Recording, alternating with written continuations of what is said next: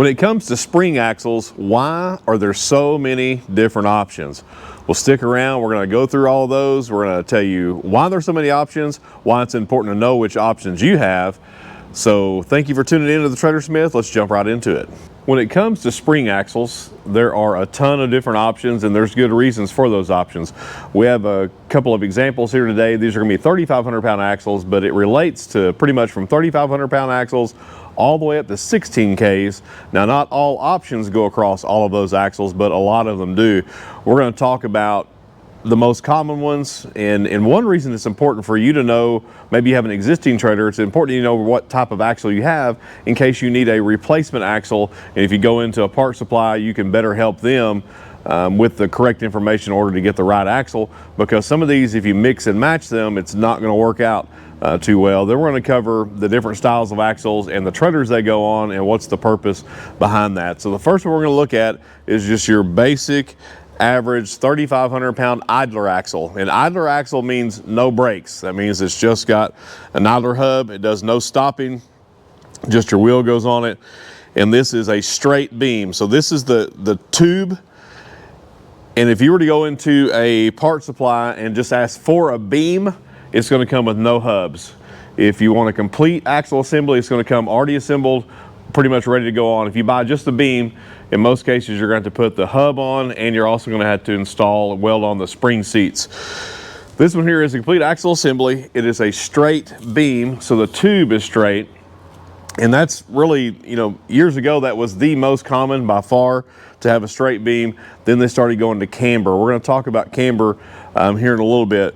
This axle is, you're going to be seeing this on single axles and tandem axles, and you may even see it on triple axles, you know, larger than 3,500K. You will see a few triple axle 35s out there, but most of the time that's going to be 5,200 pound and up.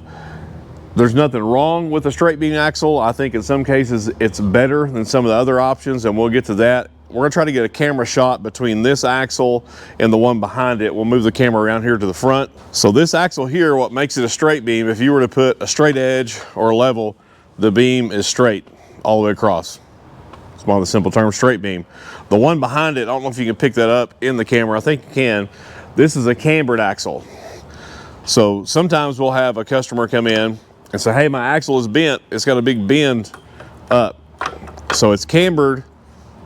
Let me put this where it doesn't fall off. It's cambered like this. It's kind of like TP'd up in the middle, in the up position, and we're going to talk about why up is important and what it looks like if it's in the down position and why that's important to know the difference.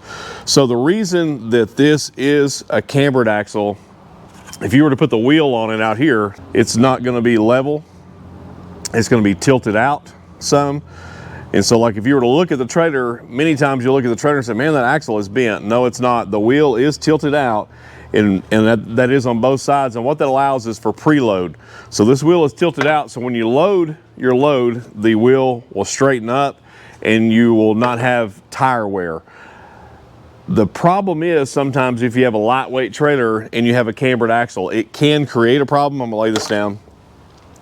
And what that problem be is, so if you're preloaded, if your wheels are tilted out at the top and you don't haul much weight on it, maybe you have a little cargo trailer and you just put a little bit of camping gear in it, or if you have a small utility and you're hauling a small lawnmower or something around on it, if that wheel never tilts in to any point, and if you run that a lot, you can cause some wear on that tire. So if you start noticing that, that doesn't mean there's necessarily anything wrong with that axle. It doesn't mean the axle is bent.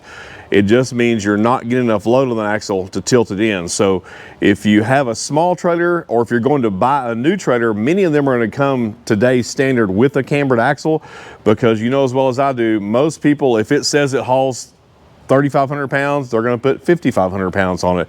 So they've tried to combat that and give you a little preload to help with it. But that may not be the best for you. You may need to order something and have that switch back to a straight axle so you don't have tire wear. The same can be said for the straight beam axle. So we'll move over here. So if you have this straight and your tires are perfectly straight, but you go to load it up and your tires tilt in at the top, then you're going to have inside tire wear on that. That's usually how you can tell an axle is either bent or overloaded. If the tires are tilted in at the top, you have a problem. If they're tilted out, then that is a cambered axle most of the time. So if you look up underneath your trailer and you see it bent up in the middle. Don't get scared. That's normal. It's a cambered axle.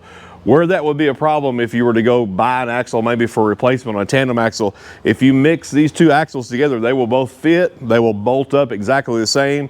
But if you have one straight beam and one cambered, your tires are going to be straight and one's going to be tilted. So it's not going to give you good tire wear. It could create a problem. It will get you by. It's going to function normal other than just potential tire wear.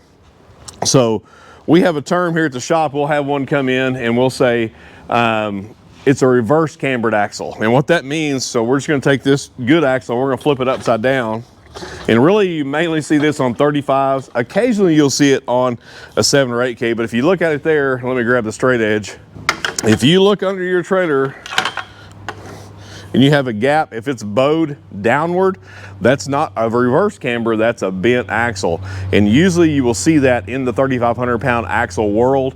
They won't bend on the ends at the stem, they will bend in the middle. You'll get it overloaded and it will just bow that axle, and most of the time that axle is done at that point. I do get a question a lot, can you have that axle straightened? Yes, there's some frame shops that can straighten an axle, but for me, for my experience, unless you just need to do that to get by because you can't source an axle in your time frame, just replace it. Many times if it's bent, it's going to bend back. It's already been under stress. If it's been loaded that much in order to bend it, there's a good chance it's going to bend again. So just replace that. And at that point, if you're bending an axle, you need to realize why it's being bent. Are you overloading it, or is it a rough road condition? Both of those scenarios, you may need to upgrade that axle at some point. So that brings us into another question. On these two axles here, they make multiple different options when it comes to the tube size. This tube size on a standard 3,500 pound axles is 2 3/8 OD. So the outside diameter is 2 3/8. This is just a basic standard or a light wall axle. They do make a medium wall and a heavy wall, so you can get this axle with a 3-inch tube on it. Well, why would you want something like that? You're gonna have a huge tube and you're still gonna have just 5-lug 3,500 pound axles. Well, in some situations, we see a lot in the travel trailer industry, you will upgrade to a 3-inch axle. You don't really want to go up on the hub size because you're needing to keep a 14-inch wheel, maybe for your application, but you're needing the beam to be a little stouter. So it is okay to go ahead and bump that up. You can get those 3-inch tubes in a straight beam or cambered, but you have to be careful. If you get it in a 3-inch tube with a cambered, it can have too much preload on the tire, and you may not have enough weight on your travel trailer or utility, whatever you're pulling, to pull those in, and it's gonna cause you tire wear. So it's kind of a fine line. You're gonna have to do some homework, you're gonna have to do some math to figure out how much weight you have. You may just need to go to a heavy wall straight beam on that and correct your problems. So before I move from these two axles to our next axle, let's talk about axle bending. So as I said before, on the 3,500 pound axles, usually if we see one bent, it's in this scenario here. When you get above this in the 5,200 pound and greater, you do get a bigger tube. They're going to come standard with a 3-inch tube in most cases, and in that 3-inch tube they make a medium wall and a heavy wall. It's 1/2 inch thick in some cases, so the tube will not bend. Where the weak point is, I'm going to grab a spring real quick. So when you get 5,200 pound and greater, most of the time where we see an axle bend is right here in this location where your U-bolts go on. This is kind of the weak point. You have a lot of leverage out here, and if you put too much weight, it will cause that tire to toe in, and you will actually get a bend right here on this. This will be in the underslung, or this will be in the overslung situation, and we're going to talk about it here shortly. Here's my opinion, the reason why on that. Back in the old days, back in the horse and buggy days, this axle spindle would have a stem that would come all the way into the tube, so it would go underneath the spring location. That is not the case anymore. This is just a stub that welds onto the end of the tube, so this is hollow in here. So on your bigger axles, that is the weakest point, and many times it will just either tilt up, and a lot of times we'll see it even break because you have it welded here, so you have a lot going on here. You already have some stress from that spring seat being put on. There's not a whole lot you can do about that. I have had the question, why do manufacturers do that? Have they gotten cheap? I don't know. That's something you'll have to decide. I think most of what we have today has gotten a little bit cheaper, right? And why is that? Because we don't, you know, I don't know. We usually blame it on somebody else. For my personal experience, We don't want to spend the extra money to get it right many times, and I'm just talking about myself. I don't know about you. And I know some of y'all say, man, I spend whatever amount and I want US made all the way, hooray, you know, all that. Well, that's great if you do that. Most people are not going to do that. It's been my experience. There's nothing really you can do to combat that. You could argue it either way, if that's the manufacturer's fault or if that's the consumer's fault. Honestly, if you don't abuse that axle, if you don't overload it, or if you put it in rough road conditions, it's probably not going to be an issue. Usually when we see a bent axle, it is 10 out of 10 times from overloading, not understanding the difference between payload and GVWR, or rough road conditions. Maybe it's been on a lease road, maybe it's in heavy construction, oil field, curb strike, all those things. You're going to have the failure in this area here. Before I move this, let's talk about underslung, overslung. That's another difference. That does have to do with an axle. So I have this flipped upside down. And this, if it were like this, if your spring seats were on top, this would be an overslung. So your spring would set on top of the spring. You're normally only going to see this in the RV travel trailer industry, maybe some of your overlander style camp trailers, or even some of your overlander style cargo trailers. The reason this is done is to achieve more ground clearance for the underbody of your unit. It does not get you any more ground clearance on your axle. It's actually going to be closer to the ground, but it's going to give you more clearance underneath for any plumbing, holding tanks, any of that stuff. Maybe if you're overlanding, you need a little bit more clearance to get around rocks and stuff like that. Or you just want it to match the profile of whatever you're towing it. If you're using something that's off-road or four-wheel drive, put you a little bit bigger tire. So if you see this, there's nothing wrong with an overslung axle. The problem becomes in this, it can put a lot of lateral stress on your hanger. So if you were to look side to side with it being like this, you could get some lateral stress on your hangers and on the substructure or the I-beam, whatever it has for the main frame of the trailer. In the old days, many times if we had somebody that wanted to convert this to overslung, we would take and weld in some bracing between the hangers and the equalizers. Well, today they make some products, and we'll leave a link in the description below. MoRide makes, if you're using their equalizer setup in the travel trailer industry, they make some bracing that's bolt together, pretty easy to assemble. It will tie both sides of your hangers together to combat that lateral stress for when you're turning, or if you're dry camping, if you're out boondocking or something like that, it's going to help you with that. Not super expensive, but I would recommend that if you're in the overslung. Even if it came overslung from the factory, if you're going to be in any of those situations, it may benefit you and save you some money on your suspension and axles to get one of those bracing kits to put on there. Many times you can just DIY that. There's no cutting or welding involved. It's really just a bolt together kit. It's got a lot of bolts with it, but they look pretty well. I haven't seen any of them fail, and the customers I have that run them seem to have pretty good luck with them. On a standard axle, if we'll move to this one, this is underslung, if I can find it. So this is what a normal axle is going to look like right here. So the axle is going to be on top of the tube, or the axle is going to be on top of the spring, and it's going to be a standard ride height on that. The other one would be on top. One thing that is different about that, if you were to go from this, and we have people convert to get that more ground, if you go from this to this on a 3,500 pound axle, you immediately gain about 4.5 inches of height difference. So you're going to gain about 4.5 inches of clearance between your tire and your fender. You need to keep that in mind in case you're going to go from this to this. You're going to lose 4.5 inches immediately on your height. So you have to be careful of that. You may not have enough clearance in between your fender well, tire, or your frame in order to do that. It's a lot of information, but you need to know it so you have the right setup, or maybe you're going to buy a new trailer. What's best for you? I don't like using underslung or overslung unless I absolutely have to for that ground clearance. I like my stuff to set a little lower.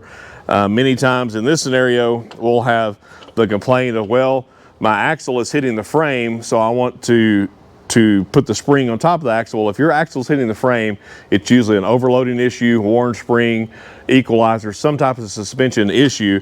It's not because they put the axle in the wrong spot. It's because it needs a little love, needs a little maintenance, or you may need to pull some of your gear out of that unit.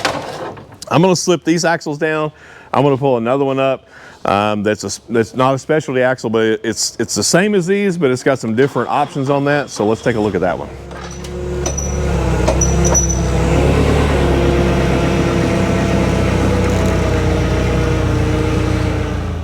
So again, we have a 3,500 pound axle. This does have a cambered beam, but what makes this one different is it's a 4-inch drop. So if you'll notice, the spindle does not come straight out of the end of the tube.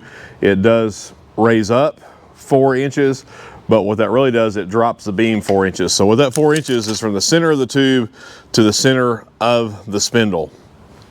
So that will not raise your trailer 4 inches, it will lower it 4 inches. Where does that come into play? Mainly in the cargo trailer world and in the livestock industry, also in the dump trailer industry. So in the livestock industry, the reason for that drop is in order to give you a loading height that is short enough for your animals to get in and out of. Same way in a cargo trailer. If you were to put a straight beam on a lot of your cargo trailers, it's gonna be hard to get in and out to load your materials in that, so they will put the drop axle in place. Dump trailers, the same reason. They'll drop that dump trailer down, so as far as side loading, if you're using skid steer or if you're hand loading off the side, it just makes it a little lower. 4 inches is a big difference when it comes to unloading or loading something. It's just kind of like stair treads going to the house. If you were to add extra inches to your stair treads, it's hard to get up and down them. So that is the purpose of the drop, and you will see this drop all the way up to 7K on a regular basis. When it gets above that, the drops, or that's achieved through torsion axles. That's a totally different video. We're not going to get into torsions today. This is specifically for spring axles. Back in the old days, they did make a 6-inch drop. I'll still work on them occasionally, but getting a 6-inch drop, that's going to be almost impossible. So if you have a 6-inch drop and you ruin an axle and it's a tandem axle, most likely you're going to have to go to 2 4-inch drops. You're going to need to replace both of those. Do not mix match them, because you're going to have 2 inches of ride height difference. It's going to give you a clearancing issue on your axle, a clearancing issue on your equalizers as well. So I really like the 4-inch drop for those, but I would not put it just on your average utility trailer to lower that. You may not need it. Now, that being said, if you thought about doing a conversion, if you have a straight beam axle currently, there's a great chance that you're not going to be able to convert that to a 4-inch drop because of your tire clearance. That fender has been set on that trailer for a straight axle for your tire size, and if you drop that axle, you're going to lose 4 inches of clearance in between the top of that tire and the underside of your fender well or frame, whatever you have, immediately. Now, you can do the opposite. If you have a 4-inch drop, but you know, I'm not loading stuff in and out of the back, I don't really care about that. I need more clearance. I'm dragging the frame, I'm dragging the tail end. You can take the 4-inch drop off and go to a straight beam axle to get you 4 inches of clearance. If you need more than that, you could go immediately to an overslung axle and get you another 4.5 inches of clearance. So you could achieve from a drop axle to a straight beam, if hung correctly, 8.5 inches of clearance. Most cases, you're not going to do that other than the overland industry, off-roading, stuff like that. You just got to be careful. You can get this so high that you're just going to put a lot of lateral stress on that travel trailer or utility trailer, cargo, whatever you're using, and you may have to do something to combat that, to brace it, just so you don't get any problems. So there are a lot of options, but there has to be a lot of options because there's no just standard trailer size. And that's, you know, when you call in, if you need an axle or if you need to order something, there are a few standard axles out there, but even in those standard axles, there's different options. There's different stud sizes, there's different bolt patterns, there's different sizes of beam. So it's not cut and dry. So don't be surprised if you're in a bind, if you've ruined an axle. Even though they may have 100 sitting on the rack, there is a chance, there may be a 50-50 shot they do not have your axle and you're going to have to order that. You need to be aware of that, because if you have to special order something in today's world, you know, 3 to 6 weeks is not uncommon to get an axle, depending on what type it is, what type of the build is going to be to get that special order. So there is a lot to it, but it's important that you know, so you know what you're riding. Maybe you need to make a change on your axle. Maybe yours is not working. Or if you're going to order a custom trailer, you know, you may need to tell them, hey, I'm not going to need the cambered axle because I'm going to be using a very light load, something, you know, I want my tires straight. I don't want to have any premature wear on that. Or if they stock straight beam axles, you may say, hey, I'm running my load right to the limit of that trailer. So is there any way I can get a cambered axle, or let's go ahead and upsize the tube size just so I don't bend that axle. When you do your inspections, when you crawl underneath that trailer like everybody does and does your inspection, whether it's weekly, monthly, or every 5 or 10 years, whether it needs it or not, check your camber. If you have a cambered axle, make sure it's cambered up, make sure it's straight, make sure it's not like this. We're going to talk about this style axle. There is one that's similar to this, but only in one application. Also look in this area where your U-bolts are to make sure you don't have any crushing. If the axle's failed in this area, you're going to need to address that. So the other axle that we're not going to completely cover today because it's in its own industry, that is in the marine application, they do make a V-bend. And so the center of this axle in this area here is going to be bent like this. That's for hull clearance when loading or unloading your boat. So where that would be important, maybe you've got a good deal on a old boat trailer that you're going to convert over to a utility trailer. We see it all the time. You may want to just put straight axles on there because the V-bend axles do have a very small amount of ground clearance on there. It's there to accommodate the boat. Or if you break an axle on there, just go swap it with straight beam axles that are more standard, that are readily available. They're going to be cheaper. They're going to be easier to get if you get yourself in a bind. I hope this answers any questions when it comes to why there's so many different options in the spring axle world. There's just as many options, if not more, in the torsion axle world. We'll cover that down the road. We'll try to leave a link in the description for some of those suspension parts we talked about, some of the bracing that goes on that to combat the lateral. Anything that may be beneficial or help you in your search to find parts, do your upgrades, or have a better understanding, we'll leave all that in the link in the description below. So if you haven't subscribed, be sure to subscribe, hit the bell so you can get notifications on our new videos. Again, thanks for watching. Thanks for what you do, and we will see you on the next one.